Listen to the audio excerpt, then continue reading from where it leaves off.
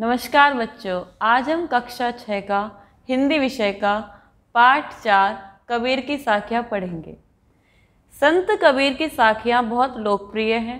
साखी रचना की परंपरा का प्रारंभ गुरु गोरखनाथ तथा संत नामदेव के समय हुआ था। गोरखनाथ जी की जोगेश्वरी साखी काव्य रूप में उपलब्ध प्रथम साखी मानी जाती है। कबीर ने नीति, व्यवहार, एकता, समता, ज्ञान और वैराग्य आदि समझाने के लिए साखी का प्रयोग किया है। तो सबसे पहले हम देखेंगे कि कबीरदास जी कौन थे। तो कबीरदास जी एक महान संत थे जिनका जन्म सन 1398 ईस्वी में काशी में हुआ था। ये जो थे ये अनपढ़ थे, इन्हें इतना ज़्यादा ज्ञान नहीं था, किंतु अपने स्वयं के अनुभव के आधार पर इन्हें जो भी ज्ञान प्राप्त हुआ उसको इन्होंने अपने दोहों साखियों के रूप में पिरोया है। तो यहाँ पर जो हम देखेंगे इनके कुछ दोहे हमारे सामने प्रस्तुत हैं। तो कबीर की साखियाँ पढ़ेंगे हम। तो पहला है, जाति ना पूछो साधु की, पूछ लीजिए ज्ञान, मोल करो तलवार का, पड़ी रहन दो म्यान।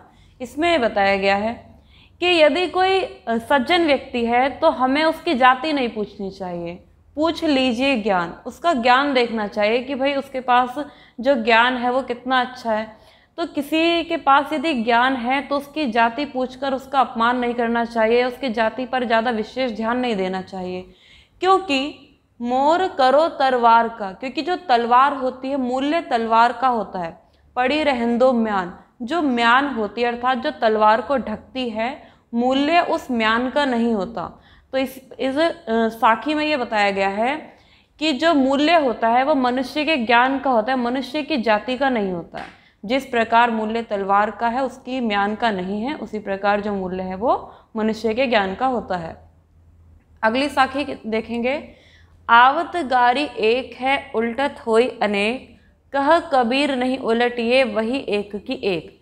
इसमें बताया गया है कि जब गाली आती है, यानी जब कोई मनुष्य हमें गुस्से में, लड़ाई में गाली देता है तो वो एक गाली आती है, लेकिन उल्टत होई अनेक, जब हम उसका उत्तर देते हैं तो उस गाली के अनेक रूप बन जाते हैं। यानी गाली तो हमारे पास एक आती है, लेकिन जब हम उस गाली का जवाब देते हैं तो वो उलटकर कई रूपों में बढ़ जाती है।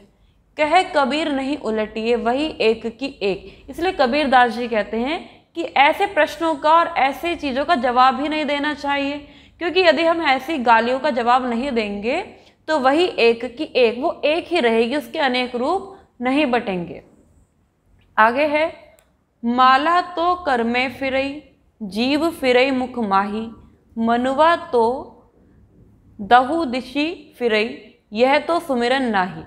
कबीरदास जी कहते हैं कि भगवान का, यदि ईश्वर का आपको सुमिरन करना है तो आपका जो मन है वो एकाग्र होना चाहिए।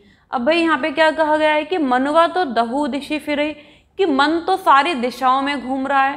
भाई मन तो कहाँ है, मन तो भटकता फिर रहा है। और हाथ में आपके क्या है, माला तो कर में फिरई, हाथ से आप माला फेर रहे हैं। जीभ फिरई मुखमाही, और जीभ से आप भगवान का नाम ले रहे हैं। तो ऐसा करने से आप भगवान का सुमिरन नहीं कर पाएंगे। क्यों नहीं कर पाएंगे? क्योंकि जो आपका जो मन है वो सारी दिशाओं में घूम रहा है। तो भगवान के सुमिरन के लिए, भगवान का ध्यान करने के लिए जो हमारा मन है वो एकाग्र होना आवश्यक है। अगली साखी है, तिनका कबहु न निंदिए, जो पायंतर होई, कबहु उड़ी आँखनी पड़े, तो पीर घनेरी होई। इसमें ये बताया गया है कि मनुष्य को एक छोटे से तिनके की भी कभी निंदा नहीं करनी चाहिए। जो पायंतर होई, यानी अगर हमारे पैर के नीचे एक छोटा सा तिनका भी आ जाता है तो हमें उस तिनके की भी कभी निंदा नहीं करनी चाहिए। क्यों नहीं करनी चाहिए? कब उड़ी आँख नहीं पड़े, क्योंकि क्या पता कब वह तिनका हमारी आँख में आकर गिर जाए। तो पीर घनेरी होई, तो वह छोटा सा तिनका भी हमें बहुत अधिक कष्ट दे सकता है। तो इस साखी के माध्यम से कबीर यह समझाते हैं कि मनुष्य को छोटे से छोटे व्यक्ति का भी अपमान नहीं करना चाहिए, उसका उपहास नहीं करना चाहिए, क्योंकि नहीं पता कि समय आने पर वो हमारे साथ क्या व्यवहार करे, हमें तो पीड़ा जो होती है वो अधिक हो जाती है। तो इसलिए कभी भी हमें एक छोटे से व्यक्ति का भी अपमान नहीं करना चाहिए, उसकी निंदा नहीं करनी चाहिए, क्योंकि नहीं पता समय आने पर वह हमारे साथ क्या व्यवहार करे। अगली साखी देखेंगे, जग में बैरी कोई नहीं जो मन शीतल होए, या आपा को डारी दे दया करे सब कोय। इसमें बताया गया है कि यदि हमारा मन शीतल है, हम शांत हैं, हमें बहुत कम गुस्सा आता है, हम बहुत शांत रहते हैं, तो जग में बैरी कोई नहीं, संसार में कोई भी हमारा शत्रु नहीं होगा, किसी को हमसे कोई दुश्मनी ही नहीं होगी।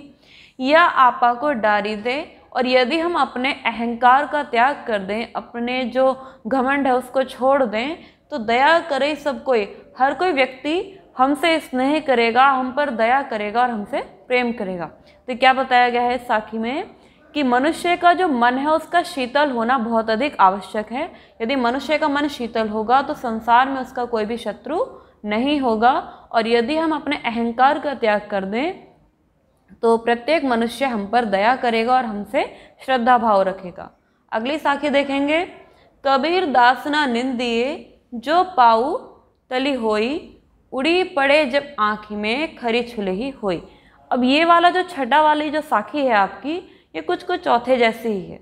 तो इसमें भी क्या बताया गया है कि कबीर दास ना निंदे, कबीर दास जी कहते हैं कि कभी भी किसी भी चीज़ की हमें निंदा नहीं करनी चाहिए। जो पाँव तली हुई, जो हमारे पैरों के नीचे धूल भी है ना, तो हमें उस धूल की भी निंदा नहीं करनी चाहिए। उड़ी पड़े जब आँखी में, क्योंकि वही धूल, वही तिनका क्या होता है, हमारी उड़ करके आँख में आ जाता है। खरी छुले ही हुई, फिर जब वो धूल या तिनका हमारी आँख में आता है तो बहुत अधिक कष्ट होता है, आँखों में खुजलियाँ मचती हैं, जलन हो जाती है। तो इसलिए क्या कहा गया है कि हमें कभी भी किसी भी चीज़ की जीवन में निंदा नहीं करनी चाहिए, अपमान नहीं करना चाहिए, क्योंकि छोटी से छोटी चीज़ भी हमें समय आने पर बहुत अधिक कष्ट दे सकती है, पीड़ा दे सकती है। तो यह जो आपकी कबीर दास की साखियाँ थी, यह पाठ आपका यहाँ पर समाप्त होता है। इस पाठ के जो नोट्स हैं वो आपको PDF के माध्यम से भेज दिए जाएंगे। धन्यवाद।